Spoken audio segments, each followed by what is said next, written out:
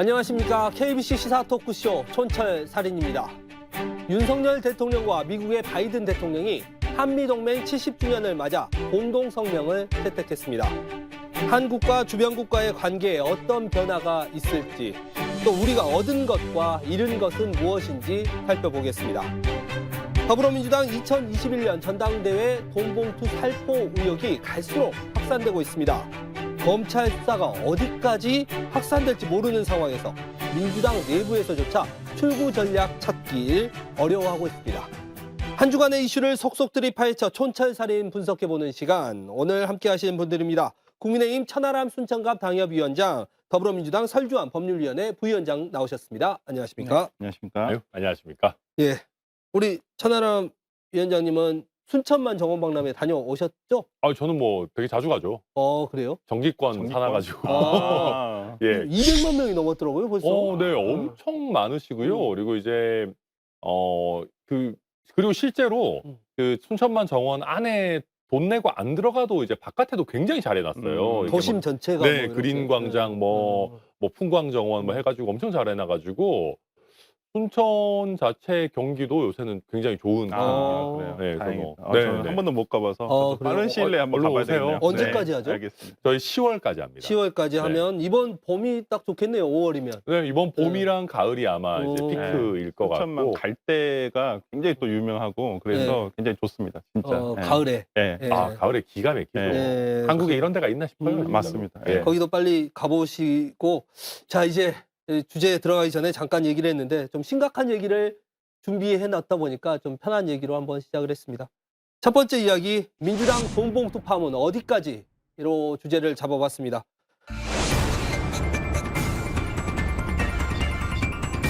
검찰은 주위 사람들을 불러서 주변을 돌기보다는 오늘이라도 저를 소환하면 적극 응하겠다는 말씀을 드리겠습니다.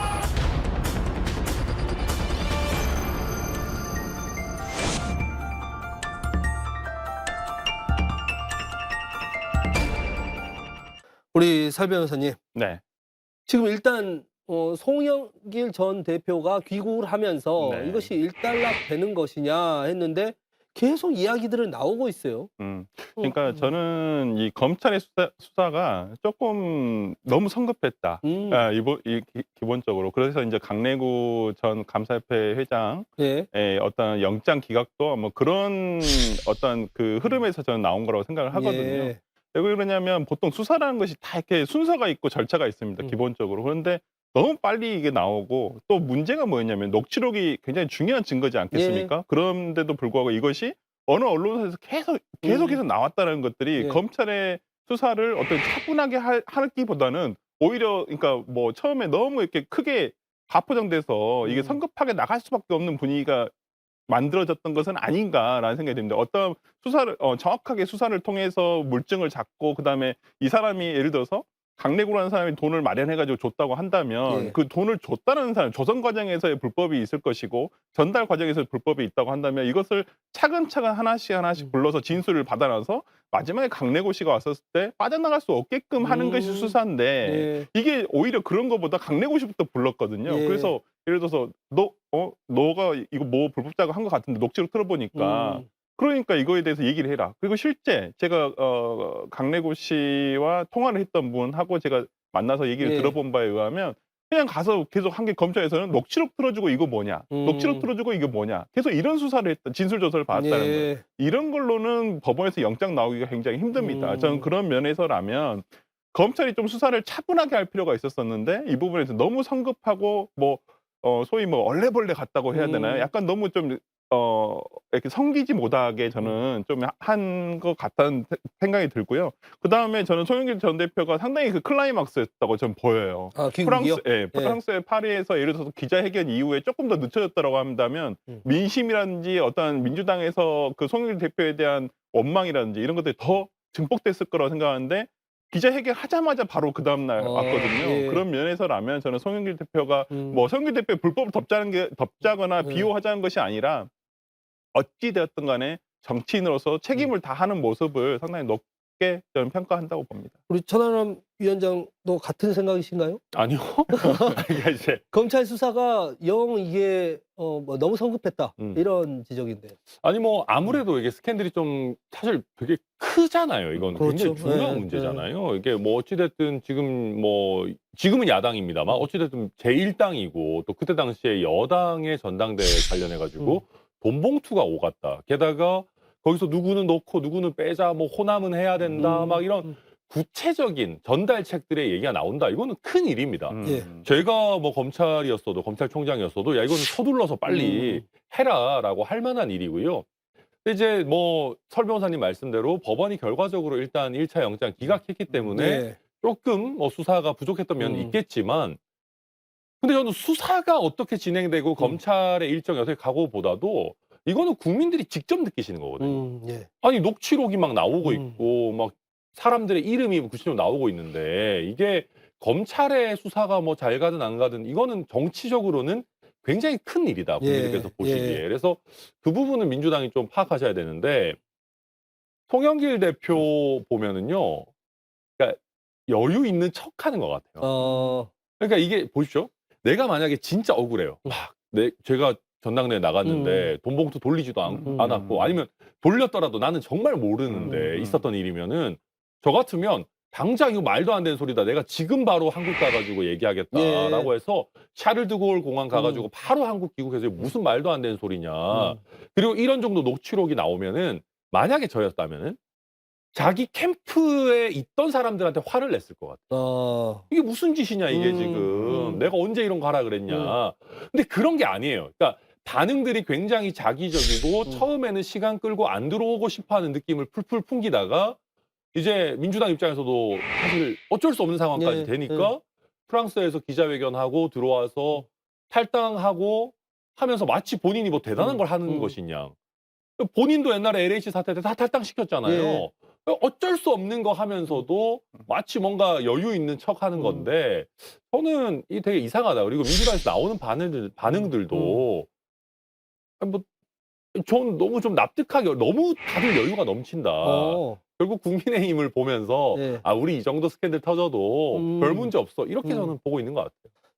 그러니까 예. 저는 그 부분에 대해서는 뭐 국민의힘과의 비교라든지 저는 이 부분은 좀 안 했으면 좋겠어요. 솔직히 말씀드리면 뭐 최근에 이재명 대표 같은 경우도 뭐 지금 국민의힘의 김연아 의원이라든지 그다음에 박순자 전 의원 같은 경우에 매관매직을 박순자 전 의원은 지금 구속 기소가 돼 있는 상태고요. 1억 5천을 받은 부분에 있어서 그다음에 김연아 의원은 이제 전 의원은 이제 본인은 부인하고 있지만은 이제 뭐 그 부분에서 지금 수사가 진행 중이니까요. 그리고 구체적인 녹취록도 나오고 있고 관계자의 얘기도 나오고 있습니다만은 그건 그거대로 하는 것이고 그렇다 해서 우리 민주당의 돈봉투 사건이 묻혀지거나 이것이 축소되건다거나 저는 생각하지는 않거든요.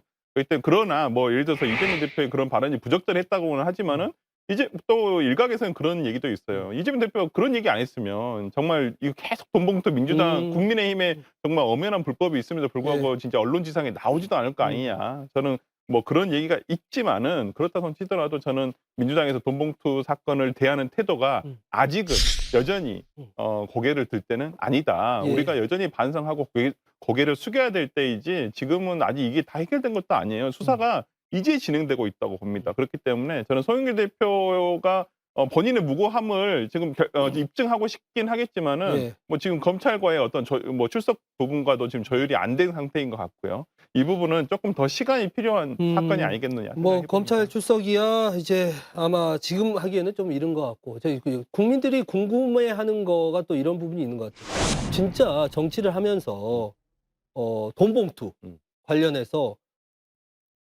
정치는 정말 이렇게 뒷돈을 받고 어떤 사업가한테 뒷돈을 받고 선거를 치러야 하고 이럴 수밖에 없는 건가? 왜 많은 사람들이 또 제안도 하잖아요. 우리가 정말 결백하다면 안 받았다라고 얘기하자 하는데 그게 또 동참하지도 않고 말씀하셨다시피 정황상 굉장히 여유로워요. 그리고 이야기하는 게 우리만 받았냐라는 뉘앙스도 받아요. 정치라는 게 정말로 이렇습니까? 일단 최소한 제가 알기로는 국민의힘 전당대회에서 돈 봉투가 오가지 않은 거는 굉장히 오래됐습니다. 저희가 과거에 뭐 차떼기당이니 뭐 이런 얘기들 했었지만 2008년 전당대회 한번 문제가 됐었죠. 네네. 2012년에. 그 이후로 저희는 최소한 전당대회에서 돈 봉투가 오갔다라는 얘기는 저는 사실 거의 못 들어봤거든요. 예. 그러니까 실제로 지난번에 이준석 대표가 당선될 때 이준석 대표도 당연히 그런 거 돌렸을 리가 없고 예. 뭐 오히려 돈을 남겨서 당에 반납하고 뭐 그럴 정도였고 이번에 제가 전당대회 치르면서도 뭐 제가 그럴 만한 돈이 없기도 하고 네. 뭐 돌리지도 않았어요. 음. 그리고 김기현 대표 쪽에서도 뭐 여러 조직들이 가동이 됐지만 돈봉투가 돌렸다라는 거는 저희는 전혀 그런 건 없었습니다. 예. 물론 뭐 압도적이었기 때문에 그런 것도 또 있었겠지만 구조적으로도 돈 네. 봉투가 효과를 발휘하기 어렵지 않나요? 그러니까 저희 국민의힘은? 같은 경우는 이제 국회의원이든 당협위원장이든 당원이든 다 똑같은 한 표거든요. 그러니까요. 그러니까 네. 이제 민주당의 대의원 제도랑은 좀 달라요. 그래서 근데 그래도 어느 정도 효과를 내려면 낼 수 있죠. 왜냐하면 그래도 당협위원장이 본인이 관리하는 당원들이 뭐 예. 있으니까 할 수 있을 텐데 최소한 돈 봉투를 돌리지는 않거든요. 그래서 이 심각한 일이다. 그리고 국민들께서 느끼시기에도 야 그래도 우리 정치가 이제는 좀 많이 깨끗해져서 예. 뭐 좀 누구 밥 사 먹이고 이런 정도는 몰라도 돈 봉투를 전당대회에서 나 찍어달라고 돌린다고? 이거는 약간 상상하기 어려운 일이거든요. 예. 그래서 충격적인 일인데 민주당에서 그 정도 충격을 받고 있는 것 같지가 전혀 않다. 저는 그래서 그게 더 충격적이에요. 왜 이 민주당- 사람들은 충격을 안 받나? 민주당은 왜 아닙니다, 그럼, 아닙니다. 예. 그 민주당 내에서도 상당히 심각하게 생각을 하고 있어요. 이 예. 부분에 대해서. 예. 그리고 치현 위원장께서 말씀해 주신 예. 대로 이러한 돈 선거. 예. 그러니까 길게는 뭐 이게 좁게는 당내 선거지만은 뭐 넓게 보면 우리가 뭐 지역 지방 의원 선거라든지 그다음에 지금 국회의원 선거라든지 이런 부분에서 아직도 솔직히 지역 같은 경우에는 특히 돈 선거가 남아 있는 것도 있거든요, 실제상. 그리고 예. 많은 후보들이 아니면 출마를 했던 분들께 여쭤보면 아직도 이런 사무실에 찾아와서 정말 뭐 밥값이라 좀 달라. 뭐 이렇게 진짜 요구를 하는 경우도 굉장히 다반사라고 하세요. 예. 그리고 어쩔 때는 내가 진짜 이럴 때는 이 뭐 이렇게 밥값을 주면서 차라리 나를 지지해 달라고 얘기도 해볼까? 예. 라는 이런 유혹도 느낀다는 것도 사실이에요. 예. 당선되고 싶거나 어떤 누가 선거에 나가면서 지고 싶어서 선거에 나간 사람은 없지 않겠습니까? 그렇지만은 이러한 문화 자체가 없어져야지 정치라는 것이 전반적으로 다 깨끗해지고 어찌 보면 누군가 정말 봉사한다는 생각으로 이것을 해야지 내가 돈을 써가지고 내면 그 본전 생각난다는 말이 있지 않겠습니까? 어떤 식으로든 다시 되돌려 받아야겠죠. 그럼요. 예. 그냥 본전만 생각나겠어요. 뭐 보통 몇 배를 더 뽑으려고 하기 때문에 그러면 이권 사업에 눈독을 들이게 되고 그러면서 부정부패가 발생을 하는 것이거든요. 저는 그 시발점이 이러한 당내 선거, 그다음에 선거가 원인이 된다고 보기 때문에 이런 부분에서 민주당 많은 의원들이 상당히 심각하게 생각을 하고 있습니다. 예. 그러니까 구조상으로 뭐 저는 그런 뭐 저도 제일 처음에 대의원제가 이 부분 터졌을 때 대의원제가 문제다. 예. 대의원제 문제는 있습니다. 하지만 이러한 돈 봉투가 꼭 대의원제가 존재하기 때문에 있다라고 이런 결론 필수 불가결하게 얘기하는 것은 이건 우리 스스로 민주당 스스로 오히려 제 얼굴에 침 뱉기라고 보여요. 그러면 예. 대의원제다가 이제까지 있었으니까 이제까지 다 부정부패 선거였냐? 그건 아니거든요. 이것은 제도는 운영하는 사람에 따라 달라지는 것이지 이거 무조건 대의원제가 있다 해서 앞으로 돈 봉투가 안 없어질 것이다. 예. 저는 이렇게 보는 것도 문제라고 봅니다. 이게 또 문제가 뭐냐면 전당대회에 돈 봉투가 왔다 갔다 하고 거기에 뭐 돈을 댄 사업가가 있다 뭐 이런 이야기들이 도는데 문제는 전당대회가 끝난 다음에 송영길 대표 체제에서 대선을 치렀어요. 그렇죠. 그러면 전당대회에서는 그 사업가가 돈을 지원을 해주고 대선 때는 입시 썼다. 이것도 말이 안 되잖아요. 그리고 이제 이정근 씨 같은 경우에도 뭐 그때 당시에 뭐 대선 선거관리위원이었다 뭐 이런 예. 얘기까지 지금 나오고 하는데요. 그러니까 그런 겁니다. 당시에 이제 송영길 대표 체제 하에서 이루어졌던 많은 것들이 이제 의구심을 받게 되는 것이죠. 그럼 당시에 이제 이재명 대표에게 좀 유리하게 하는 것 아니냐라는 얘기들이 일부 있었습니다. 뭐 무효표의 처리에 있어서나 뭐 여러 절차의 어떤 진행에 있어가지고 그럼 그런 것들도 뭔가 커넥션은 혹시 있는 건 아니야? 이런 이제 의구심들이 드는 것이고 그거는 아직 뭐 추측의 단계입니다. 네. 저도 국민의힘에서는 열심히 공세를 하는데 그건 뭐 아직 밝혀진 바는 없으니까 네. 저도 약간 중립적인 입장에서 보고 있고 근데 이제 더 이제 민주당 입장에서 고약한 거는 그런 거거든요. 이재명 대표가 약간 애매해지게 돼요. 무슨 얘기냐면 민주당에서 당내 경선을 할 때 돈이 오가는 문화가 있었다면 이재명 대표가 대선 경선을 치를 때 정말 대장동 일당들이 정치 자금을 건넸던 건 아니야? 라는 의구심이 하나가 일단 첫째 들 수가 있고 두 번째로는 민주당에서 지금 당 차원의 진상조사 이런 거 안 하잖아요.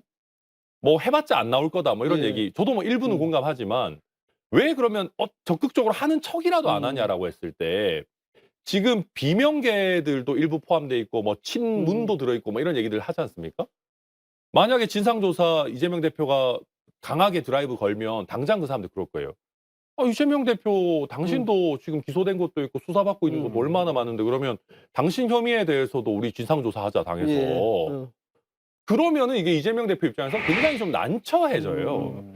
저는 이런 지금 이재명 대표와 어떻게 보면 직간접적으로 관련이 있는 부분 때문에 민주당의 대응이 굉장히 미온적으로 나오는 것 아닌가. 그런 면에서도 이재명 대표 체제의 하나의 악재다. 뭐 그렇게 보입니다.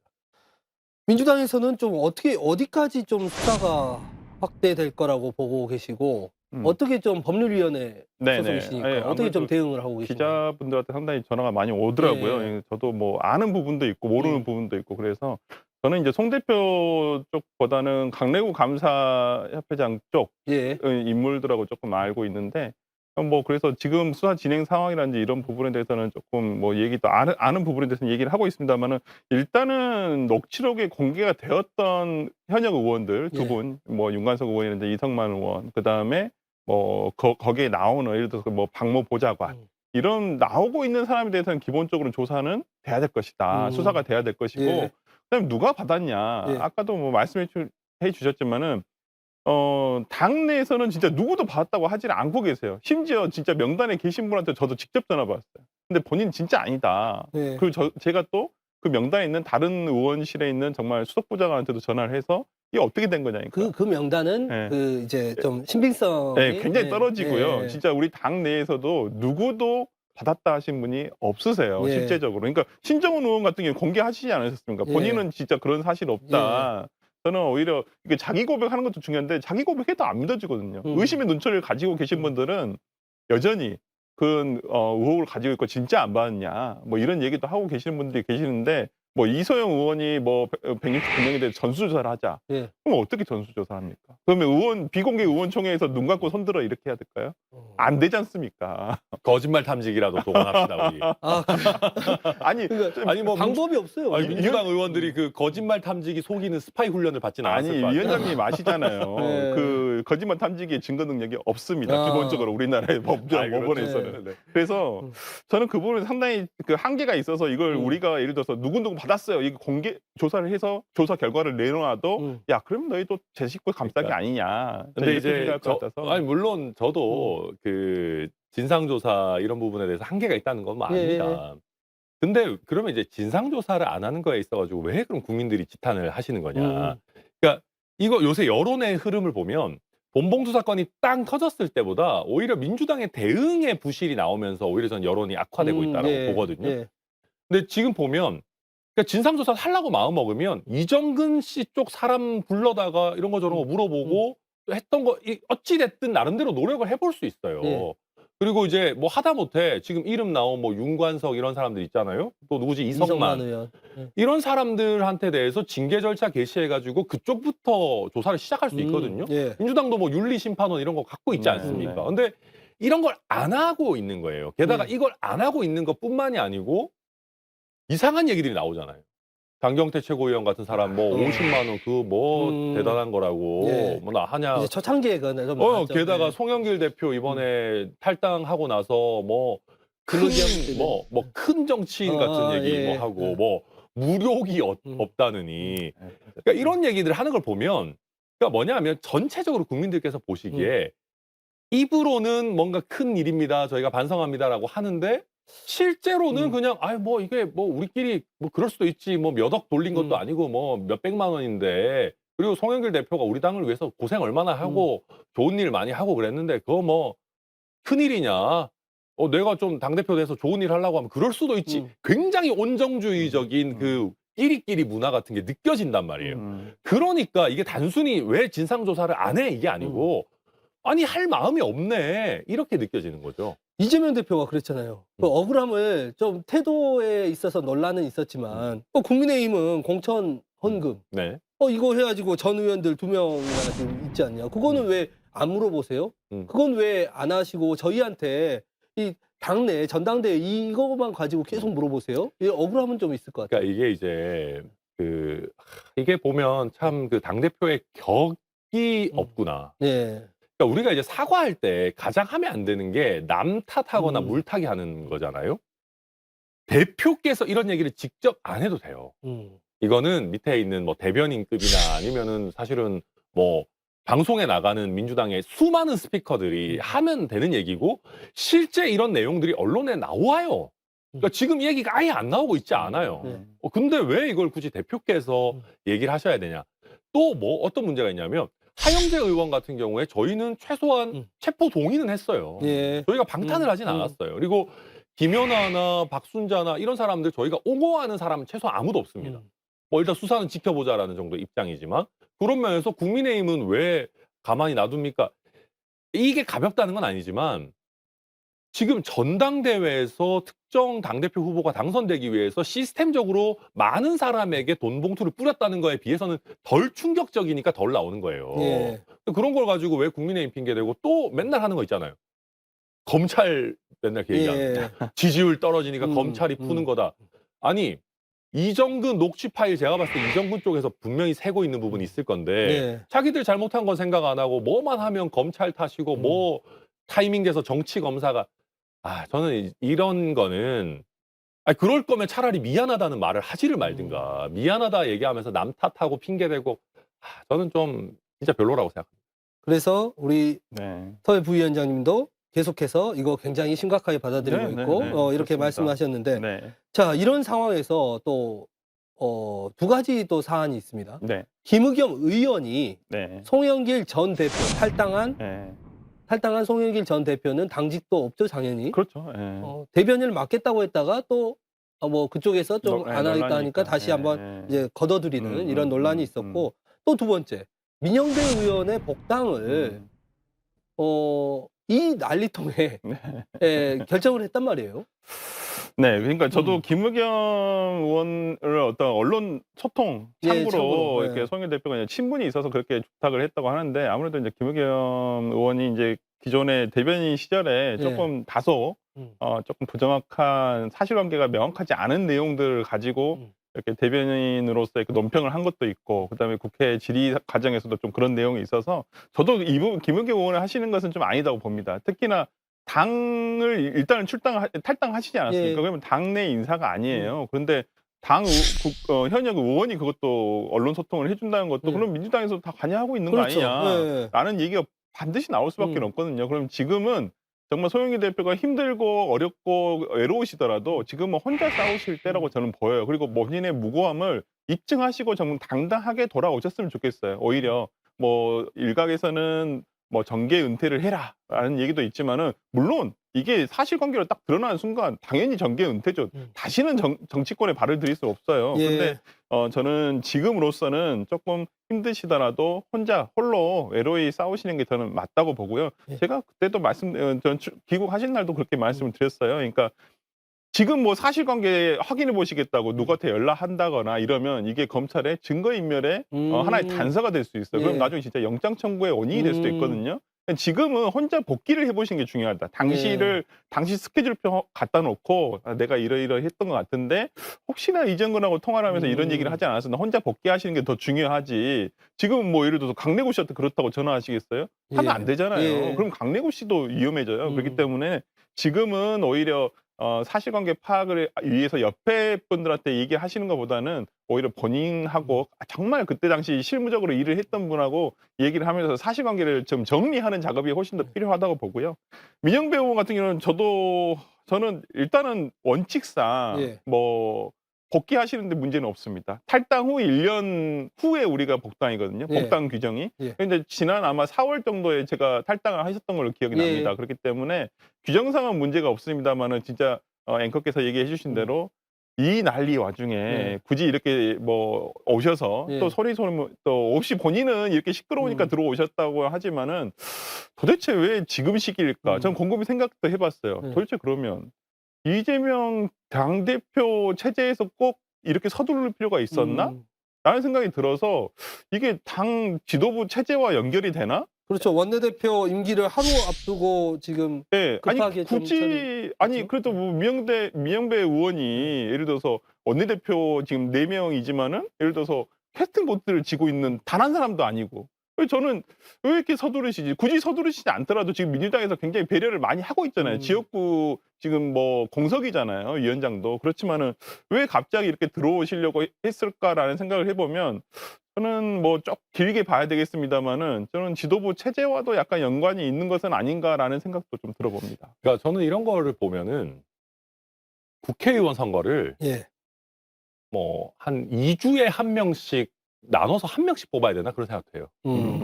이건 진짜로 네. 한번 그때랑 보십시오. LH 사건 터졌을 때 송영길 대표도 막 바로 출당시켜버리고 그렇죠. 다 탈당하고. 다 탈당하라 네. 그러고 막 그랬잖아요. 그럼 그때랑 지금이랑 뭐가 더 심각합니까? 음. 돈봉투가 사실 더 심각한 그렇죠. 거잖아요. 예. LH는 뭐 약간 투기 이런 거지만. 예. 근데 지금은 아무도 그 정도의 위기의식이 없는 게 아직 선거 많이 남았고 민주당이 크게 질 것 같지도 않고. 예. 그러니까 우리 식구 챙기자 이거예요. 진짜 만약에 선거가 뭐 한 달 뒤에 있었다라고 하면 이렇게 결코 안 했을 겁니다. 그러니까 왜 선거를 앞두고만 각 정당은 뭐 저희도 포함해서 국민의힘 포함해서 눈치를 보느냐 참 씁쓸하고 또 한 가지는 박홍근 원내대표가 거의 무슨 민영배 의원을 뭐라고 해야 될까요? 거의 무슨 희생자 같이 예, 묘사를 했어요. 예. 당을 위해서 예. 희생하고 뭐 결단을 했고. 그리고 뭐 마치 본인이 소신을 예, 위해. 그리고 본인이 꼭 이거를 하고 가야 된다. 약간 마음의 빚 같은 느낌이 예. 드는 식의 어떤 쭉 표현을 했습니다.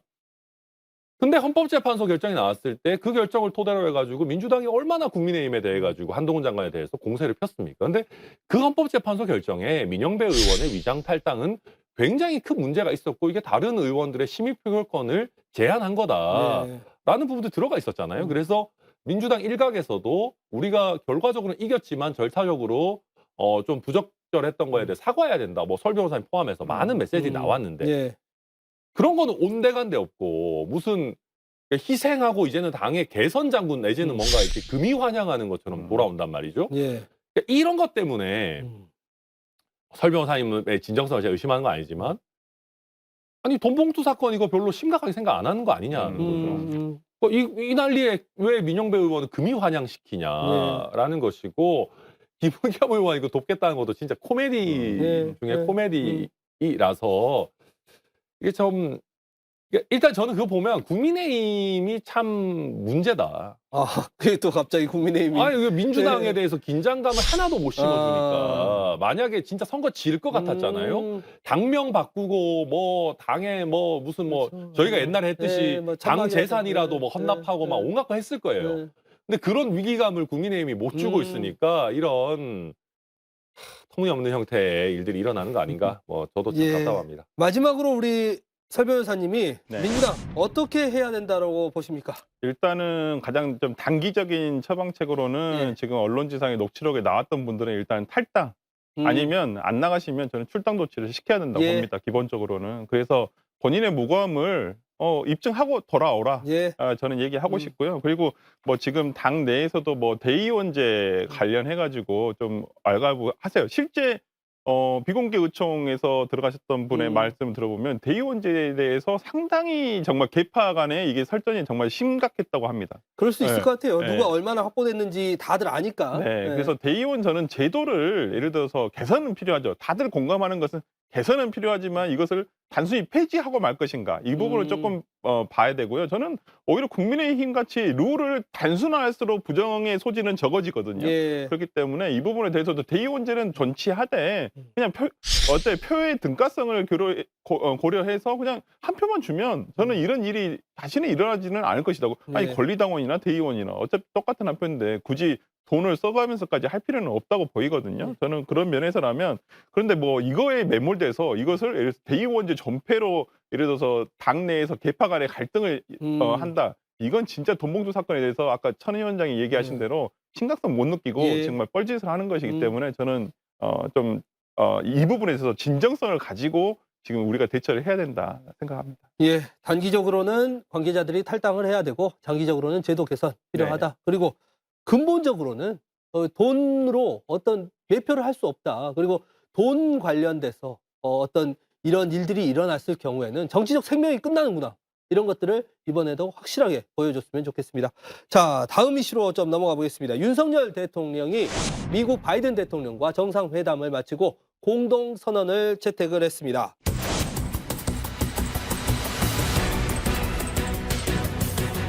북한의 핵 공격 시 즉각적인 정상 간 협의를 갖기로 했으며 이를 통해 미국의 핵무기를 포함하여 동맹의 모든 전력을 사용한 신속하고 압도적이며 결정적인 대응을 취하기로 약속했습니다.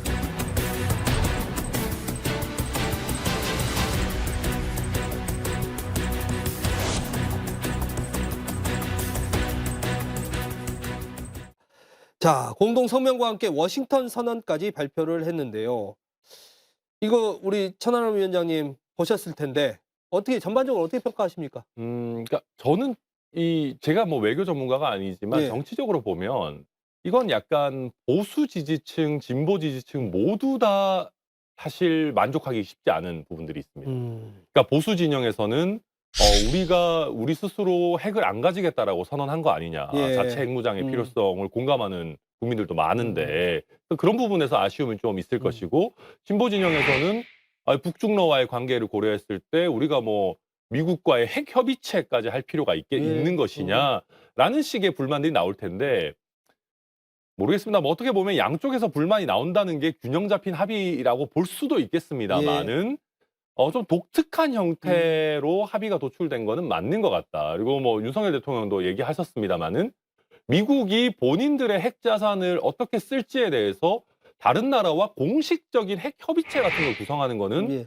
매우 이례적인 일인 것은 맞는 예. 것이거든요. 그래서 이게 어찌 보면 북한에 대해서 나름대로 우리도 가만히 있지 않겠다라고 하는 하나의 뭐 억제 수단으로서 좀 더 제도적인 추가를 했다라는 정도일 것이고 근데 또 그렇다고 해서 당장 한반도에 핵무기가 막 배치되고 우리가 그거를 쓸 수 있고 이런 것은 아니기 때문에 예. 약간은 선언적인 어떤 느낌이 강하다. 저는 뭐 그렇게 평가가 됩니다.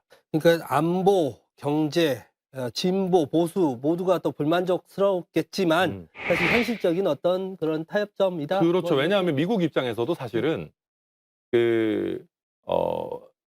이런 거에 있어가지고, 그러니까 한국이 자체 핵무장하겠다 이러면 미국도 사실은 좀 부담스러워요. 예. 그러니까 미국이 막 이제 나쁘게 보는 분들은 막 되게 전쟁광 같은 느낌이고 막 무슨 뭐 전 세계에서 뭐 뭘 막 패권을 하고 이렇게 인식하시는 분들도 계시겠지만 실제로 문재인 정부에서 해제하기 전에 미사일 사거리 같은 것도 굉장히 제한하고 있을 정도로 예. 미국은 동북아에서 힘의 질서가 많이 흔들리는 거에 대해서 늘 약간 경계하는 예. 입장입니다. 그러다 보니까 한국에서 핵무장론이 국민 다수의 지지를 얻고 이런 거는 좀 부담스럽거든요. 그럼 미국 입장에서도 그럼 이걸 어느 정도 무마하면서 적당히 북한의 어떤 경고 메시지도 던질 수 있는 절충론을 택한 게 아닌가 뭐 그렇게 보입니다. 우리 설 변호사님은 아무래도 조금 평가가 박하시겠어요. 어떻게 아니요, 보셨습니까? 뭐, 예. 예, 아니 뭐 이번 결과에 누가 박하지 않을 수가 있을까? 진영을 나눠서 예. 저는 뭐 천 위원장이 상당히 진지하게 평가해 주셨으니까 저는 조금 더 가볍게 한번 예. 좀 평가를 해보겠는데 저는 이번 대통령의 아주 그 외교력과 예. 정치력을 아주 높이 봤습니다. 예? 예. 윤석열 대통령이 아니라 바이든 대통령. 네. 아, 내용 간단히 볼게요. 아니 뭐 예. 별로 재미없는 변화구를 던지고 그래요. 예. 아니 다이어트 콜라 하나하고 크랩 한 접시 예. 대접하고 예. 그다음에 얻어간 게 뭐예요? 한국 핵개발 포기 명문으로 포기 예. 각 썼었죠. 그다음에 한국을 통해서 중국 러시아를 견제하게끔 했고 예. 그다음에 한국이 우크라이나에게 무기 제공도 더욱더 기대하겠다라고 예. 얘기를 했고요. 그다음에 배터리와 반도체는 미국 거. 예. 그다음에 도청은 한미 우호의 산물. 그렇죠? 그다음에 한국 기업의 미국 내 130조 투자까지 이끌어냈어요. 예. 그렇다고 한다면 도대체 크랩 한 그릇과 네, 너무 많이 제로 바꾸고 콜라 가셨는데요. 때문에. 그래서 저는 예. 바이든 대통령이 너무 정치를 잘하시고 외교력이 정말 정말 미국 하원 의원을 오랫동안 하시면서 쌓은 외교력을 10분 발휘하셨다. 거기에 상대방의 우리 윤석열 대통령이 이것을 잃은 것은 무엇이고 얻은 것은 도대체 무엇인지 예. 국민들로서는 체감도 안 되고 이해도 할 수 없는 상황이었다. 음. 저는 그래서 이번 한미 워싱턴 공동 선명하고 워싱턴 선언에 대해서 아까 이제 천 위원장이 평가해 주신 내용과 덧붙여서 이러려면 왜 가셨지라는 생각이 들 정도로 외교 성과가 너무 없지 않으신가. 예. 오히려 저는 국민의힘에서 박하게 평가를 해야 되지 않나라 생각합니다. 국민의힘 가시기 전에 정진석 전 대표, 그다음에 조경태 전 의원 뭐라 했습니까? 전술핵 재배치 내지는 핵 보유 국고로 가야 된다고 그랬었어요. 심지어 보수 언론에서도 사설을 통해서 이제는 미국의 어떤 전문가까지 동원해서 이제는 한국이 핵을 재무장했을 때 미국에서 용인하고 참아줘야 된다라는 연설까지 나왔었어요. 그런데 지금 가서 뭐하고 왔어요? 완전 반대의 결과가 나왔어요. 예. 오히려 NPT 철저하게 준수하고 절대 핵 개발을 우리가 이제는 아무리 핵이 위협을 당하더라도 핵 개발 완전 포기를 명문화하고 왔다는 거예요. 저는 이런 부분에서 정말 박할 수밖에 없는 평가를 할 수밖에 없어서 좀 씁쓸합니다. 그러니까 저는 사실은 국민의힘에서 핵 무장론을 들고 나왔을 때도 이제 지난번 대선 때 이제 유승민 전 의원, 홍준표 시장 같은 분들도 이제 세게 얘기하셨는데 자체 핵 무장이 가능하다라고 보지는 않았었어요. 그러니까 현실적으로. 그러니까 NPT 민주당에서는 늘 얘기하는 거지만, 그러니까 저희가 기대했던 거는 조금 더 진척된 형태, 예를 들면 나토식 핵 공유 같은 거. 그러니까 핵 자산을 아예 우리 사실상 그 국내에서 이렇게 운용 가능한 수준의 상시 배치를 하고 거기에 어떤 결정에 있어서 대한민국 정부도 참여하는 형태 정도를 얘기했었는데, 거기까지 가기 전 단계에 어떻게 보면 그냥 이제 상의하는, 그리고 실제 무기 운용 시뮬레이션이 아니라 그러니까 워게임 정도에서 이제 같이 이 핵자산 어떻게 쓸지에 대해서 시뮬레이션 하겠다라는 정도이기 때문에 국민의힘 지지층에서도 제가 봐도 100% 만족스러운 합의는 아닌 것 같습니다. 근데 민주당 입장에서는 오히려 약간 국민의힘이 주장했던 거에 비해서는 조금 온건하게 간 거 아니냐라고 평가할 여지가 있는 것 같고, 그러니까 저도 좀 아쉬운 거는 그런 거예요. 전기차나 배터리에 있어가지고 조금 더 미국에서의 진척된 입장을 끌어냈다면 어땠을까. 경제적인 면에서. 네. 그러니까 이제 이게 약간 바이든 대통령도 그냥 뭉개고 넘어가거든요. 한국 기업들 잘할 거야. 힘내세요. 힘내세요. 거의 그런 수준인데 그런 게 아니라 사실 우리 기업들이 대중국 수출이라든지 아니면 전기차 보조금이라든지 이런 거에 있어서 조금은 진척된 합의들을 끌어냈다면 좋지 않았을까 하는 아쉬움은 저도 있습니다. 그런데 이제 방미 첫날이었나요? 다음 날이었나요? 넷플릭스 투자 이야기도 있었고, 그 한미 정상회담 이후에는 일론 머스크 테슬라의 이제 그 대주주와 만나서 기가팩토리, 그러니까 대규모의 공장을 한국에 지을 수도 있다. 이런 이야기도 오갔고, 이런 정도면 경제적으로도 어느 정도의 성과는 있지 않았냐, 이런 평가는 이번에 어려울까요? 대통령실에서 밝히고 있는 것은 59억 달러 정도의 유치를 했다라는 거예요. 그중 절반은 이제 넷플릭스 25억 달러인데 4년간 25억 달러. 그러니까 1년으로 치면 우리나라 돈으로 한 8천억 정도 아니면 7천억 정도의 어떤 투자를 하겠다. 근데 2022년도, 2021년도 기준으로 해서 지금도 받고 있어요. 8천억 달러. 왜냐면 넷플릭스가 미국 회사지 않습니까? 근데 대한민국 콘텐츠, 특히 오징어 게임 이후로 대한민국 콘텐츠가 잘 팔리죠. 엄청난 수익을, 그러니까 넷플릭스에서는 이만큼 좋은 시장이 없어요. 그러니까 제작 시장이 없어요. 왜냐면 돈을 예를 들어서 미국에서는 정말 한 서너 배 정도의 비용을 투자해야지만 그 퀄리티가 나오는, 거의 10배 해야 될 거예요. 해야 되는데 우리나라는 거기 10분의 1만 투자해도 정말 좋은 퀄리티, 그리고 세계인들이 정말 좋아하는 어떤 작품들을 계속 내놓고 있거든요. 넷플릭스에서 우리도 좀 투자해서 좀 아닙니다. 정치사를 말씀하시는. 그래서 이런 부분에 있어서 지금 이게 과연 성과일까? 그러니까 사람들이 질점에는 와 있어요. 와 있는데 다시 그 내용을 너무 당연한 보니까 거다. 아니 이제까지 해오고 있는 거 앞으로 하겠다는 얘기밖에는 안 돼요. 그리고 오히려 더 했었어야죠. 예를 들어서 25억 불이 아니라 50억 불을 하겠다 했으면 와 이거 진짜 성과다 이랬을 텐데 이것도 아니라는 거예요. 그리고 이제 그 과정에서 예를 들어서 김건희 여사에게 보고도 별도로 드렸다. 이런 거를 절차상에서도 약간 좀 흠집이 있어요. 아니 그러면 왜 대통령 부인이 이런 대한민국이 어떤 정책적으로 유치를 하는 과정에서 왜 여사에게, 그것도 영부인에게 별도 보고를 하느냐. 그것도 말이 안 되는 부분이거든요. 저는 그런 부분에서 처음부터 약간 좀 김이 절차적으로 조금 삐걱삐걱한 것도 있고, 예를 들어서 이번에 공동선명이라든지 워싱턴 선언 같은 경우에도 그 하루 전에, 몇 시간 전에 이미 공개가 돼 버렸어요. 그 미국 쪽에서 아마 나온 것 같은데, 그 과정에서 저는 상당히 절차적으로도 좀 매끄럽지 못한 부분들이 이번 방미 어떤 과정에서 있지 않았느냐라는 생각을 해봅니다. 이제는 사실은 그 세일즈 외교라는 게 국민들께서도 다 아시죠. 그러니까 어떤 기업이 대통령 얼굴만 보고 투자하겠습니까? 뭐 예. 반대로 우리가 예를 들면 한국의 기업들도 미국에 투자하겠다라고 할 때 그게 바이든을 보고 투자하는 것은 아니거든요. 물론 뭐 동의돼야죠. 예. 그렇죠. 미 행정부의 나름의 이런 어떤 정책들이 인센티브도 되고 압박으로도 작용하는 면도 있지만 대부분의 경우에는 미국 시장의 매력을 보고 예. 투자하는 것들이 많이 있는 거죠. 실제로 뭐 이번에 투자를 하겠다라고 하는 곳들도 대부분 마찬가지일 것이고 다만 그럼에도 불구하고 이런 걸 하는 이유는 약간 이제 애매한 상황일 때 그래도 대통령이 가서 그거 어느 정도 성과 겸 하나의 정리물을 가지고 오는 면에서 저는 뭐 나름대로 뭐 의미가 없진 않다고 보고 저도 넷플릭스 투자는 뭐 원래 할 거였다고 봅니다. 예. 근데 그럼에도 불구하고 이제 가 가지고 우리 이제 뭐 재계 인물들도 가서 그래서 좀 적극적으로 네트워킹도 하고 또 추가적으로 어떤 뭐 유치의 씨앗들을 뿌리는 부분들이 있는 거기 때문에 뭐 그걸 폄하할 필요까지는 없다. 경제적으로도 그렇게 봅니다. 너무 폄하할 필요는 없다. 네. 이제 그런데 이제 사실은 한미 정상회담에서 어떤 안보 문제, 경제 문제 또 외에도 사실 가십거리가 몇 가지 있었어요. 가장 핵심이 바로 도청 문제 아니겠습니까? 네. 예, 도청 문제 관련해서 미국의 네. NBC와 인터뷰에서 굉장히 거기서는 직설적으로 그러니까요. 물어보더라고요. 네. 우리 같으면 비행기 안 태워줄 텐데. 아, 그럼 바로 압수수색 나오죠. 예, 압수수색까지는 아니고, 예.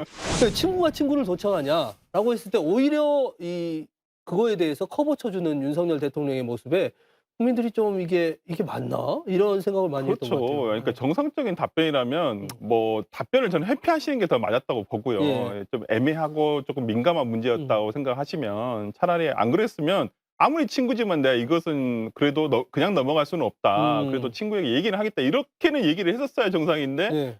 현실적으로 어쩔 수 없지 않냐. 그러면 계속 도청해도 이제는 어떻게 우리가 항의도 못 하잖아요. 예. 이제 아니 너 괜찮다고 했잖아. 근데 왜 이제 와서 또 그래?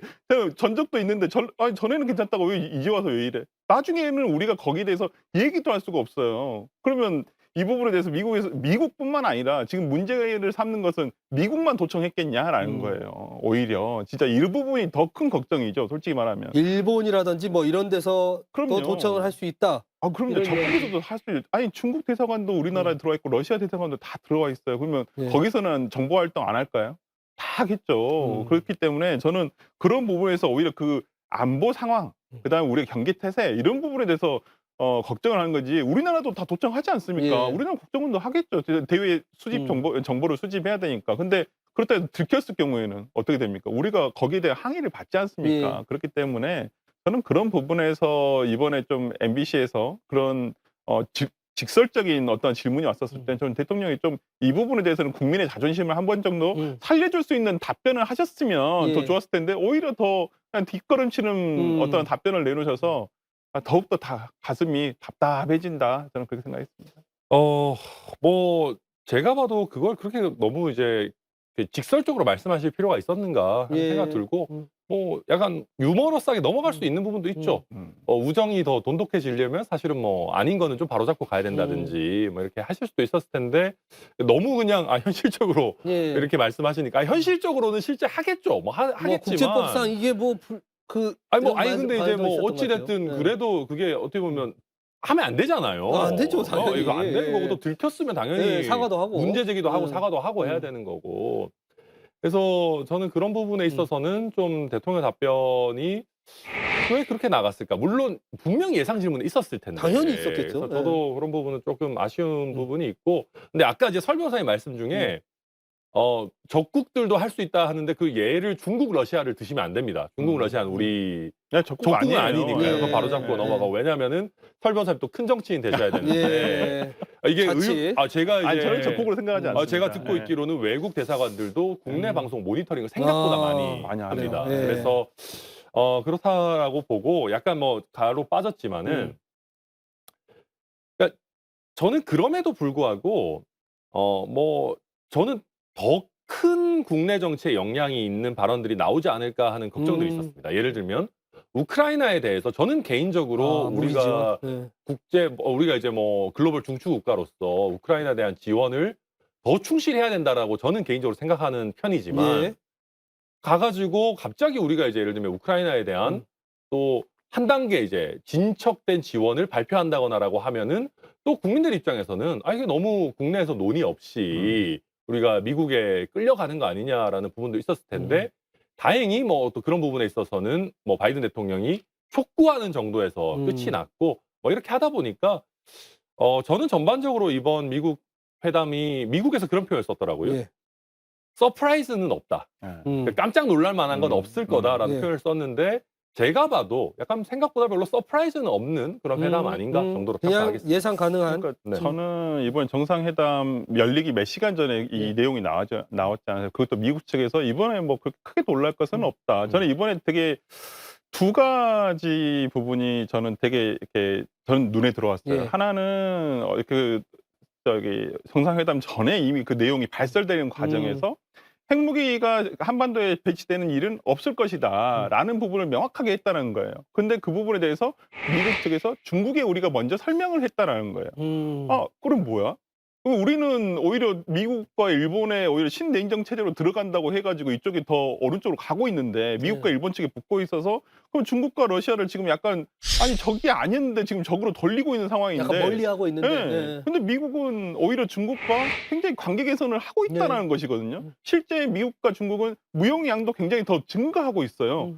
근데 우리나라만 무역을 못 하고 있는 거예요. 더 줄어들고 네. 있고. 그래서 야 이러다가 정말 우리가 괜히 천병 역할을 하다가 괜히 우리만 죽는 거 아니야?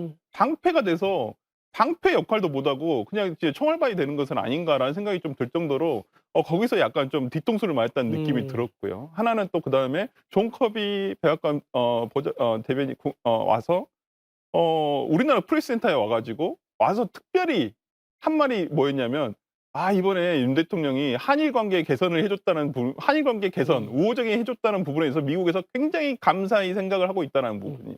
아니, 우리는 정말 한일 관계를 대한민국의 국민들의 어떤 자존심을 뭉개가면서까지 대통령이 저렇게 했는데 미국에서 고작 한다는 얘기가 그래, 우리 위해서 그렇게 너희들이 해줬잖아. 그래서 그 부분에 대해서도 그리고 우리나라가 이용당한 건가? 약간 그런 생각이 좀 들어서 상당히 저는 그 두 가지 장면을 보고 너무 뒤통수를 맞았다 근데 생각했습니다. 저는 설 변호사님 말씀은 이게 다 관점에 따라 다른 거예요. 예. 한번 생각해 보십시오. 우리가 이제 한일 관계 개선을 위해서 정말 우리 입장에서는 많은 양보도 하고 많은 노력을 했죠. 미국이 그걸 고마워하지 않는 것보단 낫잖아요.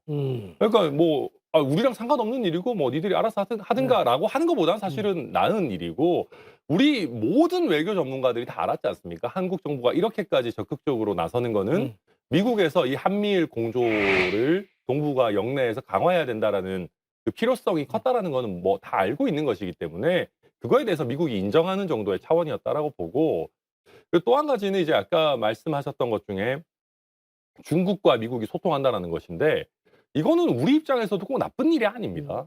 그렇잖아요. 우리가 이제 항상 우리 국민들도 그렇고 걱정하시는 게 동북아에서의 이제 뭐 한국, 일본과 북중로의 긴장 관계가 너무 악화되는 거에 대해서 어느 정도 매니징이 필요한 거 아니냐라는 걱정을 하시는데 미국이 어느 정도 중국과 그런 식으로 물밑 조율을 하는 거는 나쁜 일이 아니고 실제 우리가 어느 정도 하고 있는지 뭐 드러나진 않았지만 우리 정부도 그렇다고 중국이랑 뭐 완전히 뭘 담을 쌓고 살겠습니까? 나름대로 이런저런 교류라든지 이런 부분도 하고 있겠죠. 뭐 러시아랑도 마찬가지일 예, 거고. 예. 그리고 이게 너무 우리가 또 근본적인 문제로 넘어가지는 않지만 노태우 대통령 때부터 저희가 주도해서 북방 외교를 굉장히 강화를 했습니다.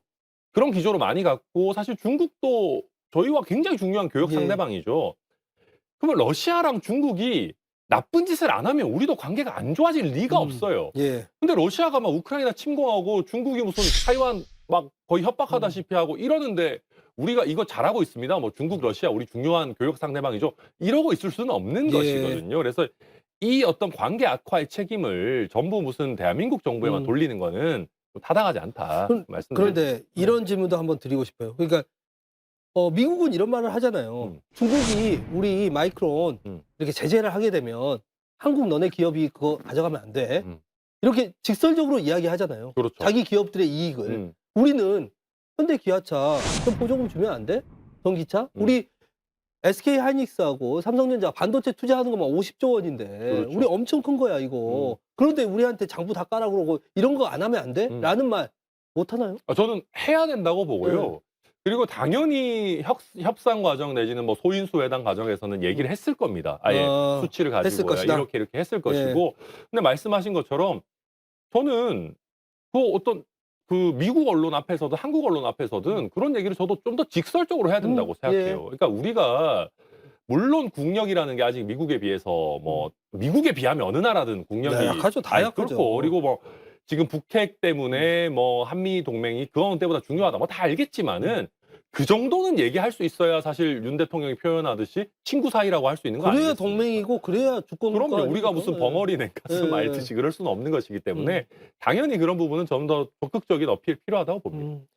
근데 저는 그 부분에 있어서 어저께 그 정상회담 이후에 예. 기자 질문에서도 나왔지만은 그냥 진짜 치열업 하고 말았거든요. 예. 바이든 대통령이 한국 기업 힘내면 네. 뭐 좋은 성과가 있을 것이다. 그걸 바랐던 게 아니에요. 절대로. 우리나라 갔었을 때 얘기한 것은 전기차 보조금이라든지 배터리라든지 반도체법, 특히 반도체법 굉장히 중요하고요. 그다음에 현대기아차가 정말 말씀해 주신 대로 진짜 50조 원을 투자해서 미국에 공장까지 짓고 있는데 2025년부터 가동이 된단 말이에요. 그러면 한 1년 정도, 내년과 뭐 내년 1년 정도 우리가 그 보조금을 받을 수가 없는 상황이 되는데 그때 유예 정도 해줄 수 있잖아요. 그러한 성과로 조그마한 성과라도 가져왔어야 정상인데 오히려 그러한 구체적인 성과를 하나도 못 가져온 채 내주기만 하고 왔다는 거예요. 특히나 문제가 되는 것은 아까도 말씀해 주셨다시피 중국과의 어떤 내부적으로 우리도 개선해야 될 것들이 있어요. 경제적으로는 특히나. 그리고 또 얼마 전에 기사에 보면 중국 시진핑 방안을 고려해 보는 와중에서 우리가 이번에 양안 관계에 대한 얘기를 로이터 통신의 대통령이 하면서 또 이게 틀어져 버렸단 말이에요. 특히나 그리고 며칠 전에 나온 뉴스지만 현대기아차 러시아에서 철수한다는 거예요. 공장 판다는 거예요. 1조 원의 손실을 보고. 도대체 그걸 국가의 외교력이 받침을 해줘야죠. 기업이 할 수 없는 부분 아니겠습니까? 저는 그런 부분에서 윤 대통령이 좀 어떤 뭐 한미일의 어떤 그 연합, 그다음에 동맹 가치를 높여가는 것도 좋고 다 좋습니다만은 굳이 적으로 돌리지 않고 잘 지낼 수 있는 사이에서도 우리가 기존에 잘 해왔던 포지션이었는데도 오히려 지금 그런 관계들을 악화시키는 것은 아닌가라는 우려 때문에 좀 그렇습니다. 그러니까 저는 엊그제 뉴스 보면 중국 시진핑 주석은 우크라이나 젤렌스키에게 전화를 했어요. 자기들이 전쟁 중지를 하겠다. 아니 뭡니까 갑자기?